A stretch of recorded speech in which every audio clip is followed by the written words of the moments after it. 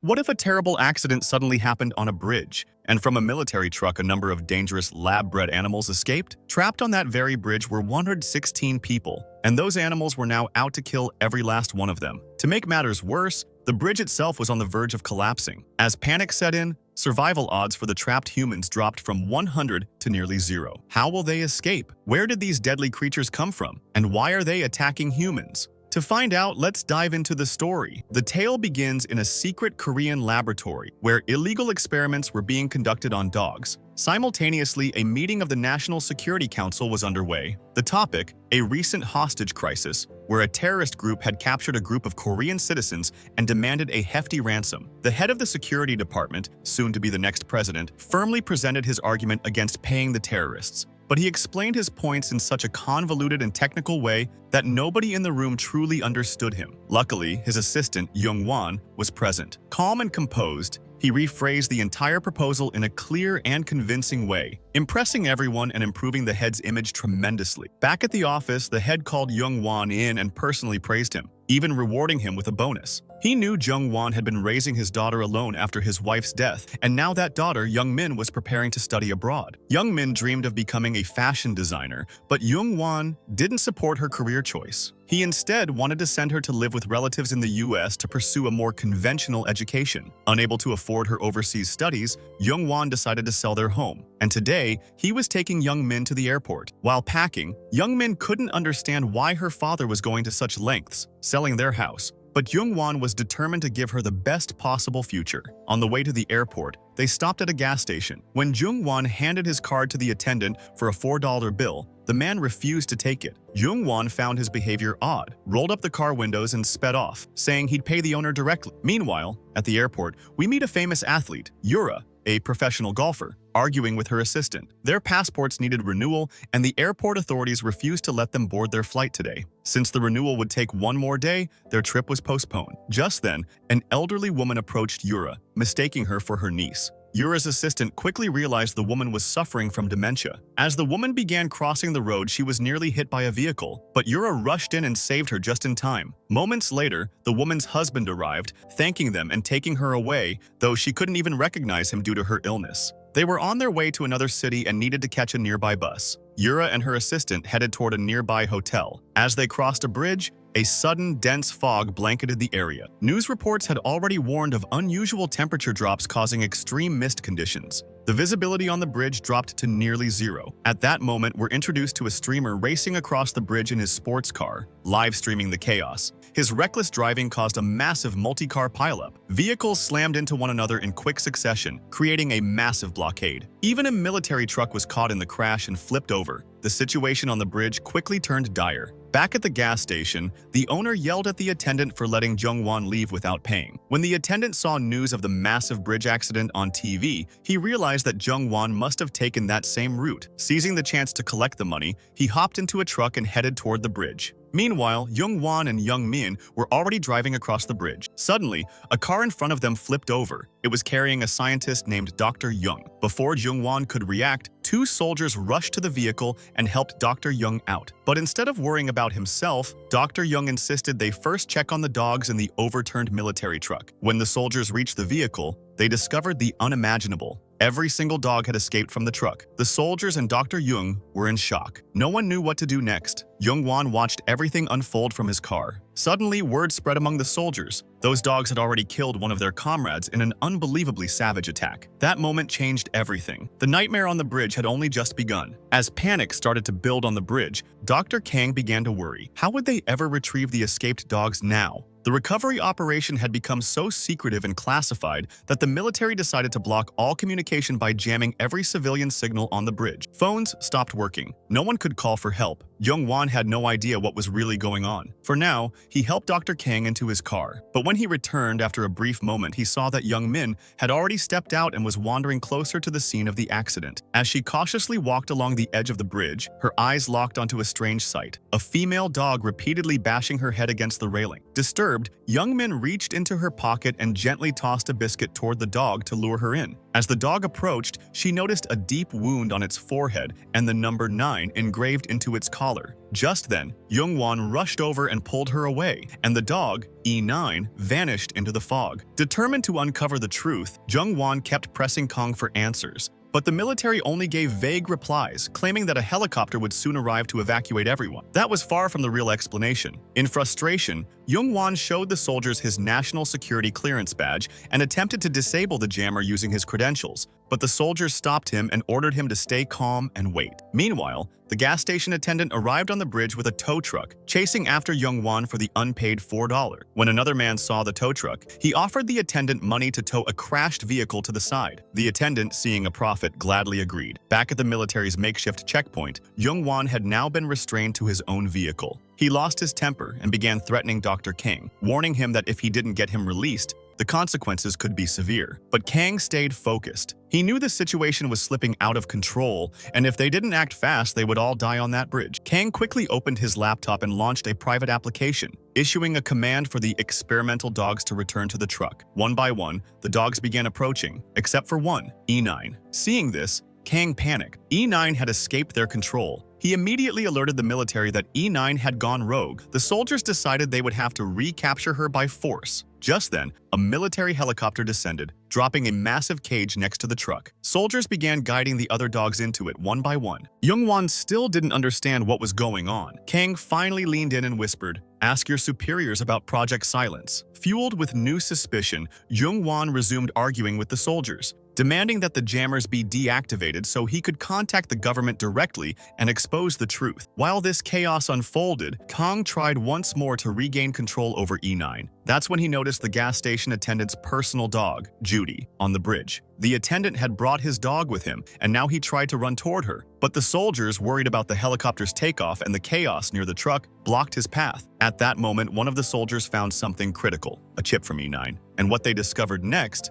would change everything. The chip implanted in each dog allowed Dr. Kang to control their minds and monitor their locations. This meant that when E9 was seen slamming her head against the bridge railing earlier, she was actually trying to destroy the chip inside her skull, and she had succeeded. Meanwhile, we see E9 running across the beams of the bridge and somehow leaping straight into the military helicopter. She tears through the cockpit and brutally kills the pilot mid-air. As a result, the chopper swings out of control and gets tangled in one of the bridge's suspension cables. The container hanging beneath it snaps and crashes down onto the bridge. In that instant, all the remaining dogs escape from the container. Having broken free, they now begin following E9's orders. Dr. Kang looks at his computer screen in horror. There are 116 people still trapped on the bridge, and now they're all targets. The dogs, following E9's command, begin tearing through anyone in their path, attacking with brutal force. One of them even launches at Dr. Kang, but just in time, Jung-won appears and fights the dog off. He rescues Kang and brings him back to his vehicle before running off to find Min. Min, on the other hand, had just rescued the gas station attendant's dog, Judy. But just as she and the attendant prepare to flee,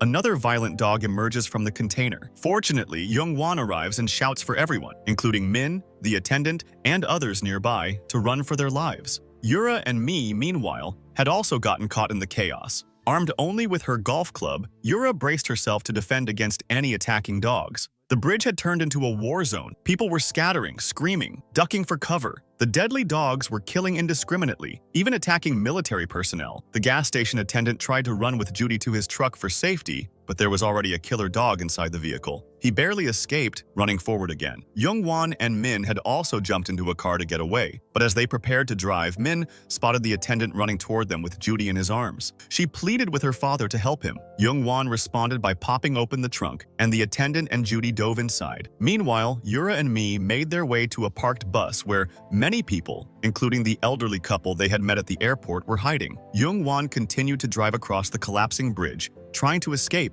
but the suspended helicopter had begun leaking flames, and the road ahead was now blocked. The gas station attendant grew suspicious, thinking Jung-won was deliberately not moving the car fast enough. The two began arguing. Just then, a killer dog leapt onto their windshield, trying to break through, but it failed to shatter the glass and eventually backed off. Jung-won seized the moment to confront Dr. Kang and demanded the truth. Kang finally confessed. He explained that the dogs were the result of a military experiment, one funded to develop hyper-intelligent dogs that could be controlled via neural links. Eventually, the project, called Project Silence, received international funding from countries like the US and across Europe to turn these dogs into brutal, combat-ready weapons for future warfare. Jung-won was horrified. He immediately called Yoon, and this time, the call connected. Yoon revealed that he had only recently learned about Project Silence himself, and that he had deliberately chosen not to reveal the truth to the public, fearing mass panic on the bridge. He urged Jung-won to get as far from the bridge as possible because several of the trucks stuck there contained poisonous gas. But before they could react, fire reached those trucks,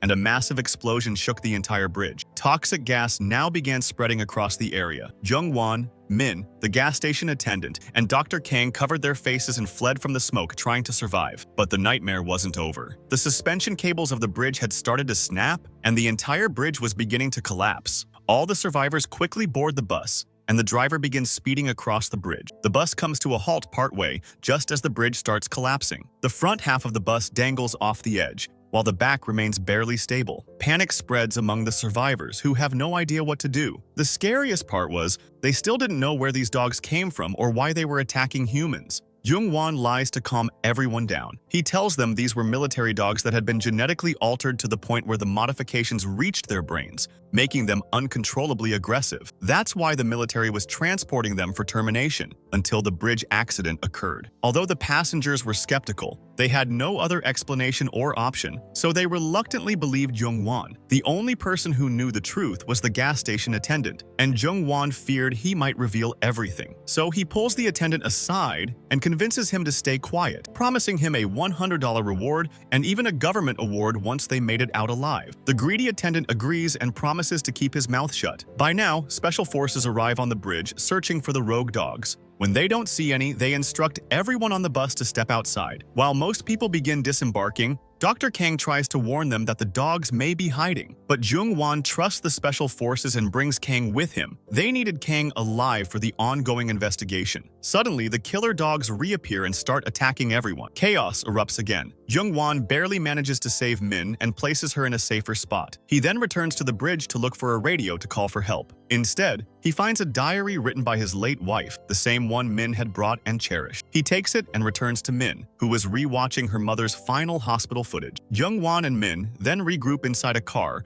where Yura, Mi, the elderly couple, and Kang were also hiding. Min suddenly comes up with an idea. What if they lured the dogs into the bus and trapped them inside, giving the humans a chance to escape across the bridge? Kang warns them that these dogs are far too dangerous to be tricked. He reveals a dark truth. All of them are clones of E9. To make E9 more aggressive, her puppies had been slaughtered in front of her, causing her to develop an intense hatred for humans. Now she was only driven by vengeance. Just then, Jung-won receives a call from Yoon, who tells him that a rescue team will arrive soon at the bridge. Jung-won requests that snipers be deployed too to shoot down the killer dogs, as killing them seemed to be the only way out. But Yoon refuses. He doesn't want the media, who were gathering near the bridge, to find out the truth. If the world learned that the government had created violent lab dogs, it would ruin his reputation and destroy his chances of becoming president. Despite knowing that the survivors had already learned about Project Silence, Yoon orders the SWAT team to stand down and not enter the bridge. Jung-won informs the other survivors. Meanwhile, they grab flares and head toward the abandoned bus. The killer dogs try to attack them again, but the attendant spits gasoline from his mouth into a fire, scaring the dogs away. Everyone climbs into the bus and devises a trap. They leave the front door open and hide in the under compartment beneath the vehicle, where there's also an escape route. As expected, the dogs enter the open bus. Jung-won quickly pulls a rope to shut the doors, locking them in. The dogs go wild inside the bus and begin trying to reach the hidden humans. During the chaos, the old woman with dementia, already severely injured, dies. Her husband chooses to stay with her inside the bus, sacrificing himself to delay the dogs. The others, although saddened, continue toward the edge of the bridge, hoping the rescue team would be waiting for them, but no one was there. Jung-won tries calling Yoon again, but Yoon deliberately ignores him. When Kang realizes who Jung-won's boss really is, he finally reveals the truth to everyone, that Yoon was the one who had approved Project Silence. Now, the only escape route left was to reach the attendant's tow truck by moving through a dangerous stretch of the bridge, an area filled with toxic gas. Realizing that the key to the tow truck was still inside the bus, the group had no choice but to come up with one last plan. Jung-won quickly climbs into the wrecked military truck that had fallen from the chopper. Meanwhile, Dr. Kang prepares to distract the dogs using his laptop, sending signals to divert their attention. Yura, determined and bold, steps up. She begins hurling stones at the bus windshield, cracking it just enough to let the dogs inside sense movement and break out. As the dogs burst through the cracked windshield and charge toward the fallen truck, the gas station attendant rushes into the bus to retrieve the keys. But inside, he comes face to face with E9. Now, free from any control, E9 doesn't attack the attendant. Instead, she lunges straight for Kang, unleashing all the pent-up rage she had for him. Suddenly, the suspended helicopter crashes to the ground, shaking the bridge and triggering more collapses. The dogs begin falling into the river, and chaos ensues. The attendant manages to start the tow truck just in time, picking up the remaining survivors and racing toward the broken platform where Jung-won is still trapped. Yoon, watching from a control center, panics. He didn't want them approaching the edge with the truck. It was too risky. And just as feared, Jung-won's trolley begins slipping off the edge. At the last moment, Min arrives, tying the trolley's cable to the tow truck. The attendant then floors the accelerator, pulling Jung-won to safety and speeding past the toxic gas zone toward a safe zone. Meanwhile, E9 is seen looking at a small box.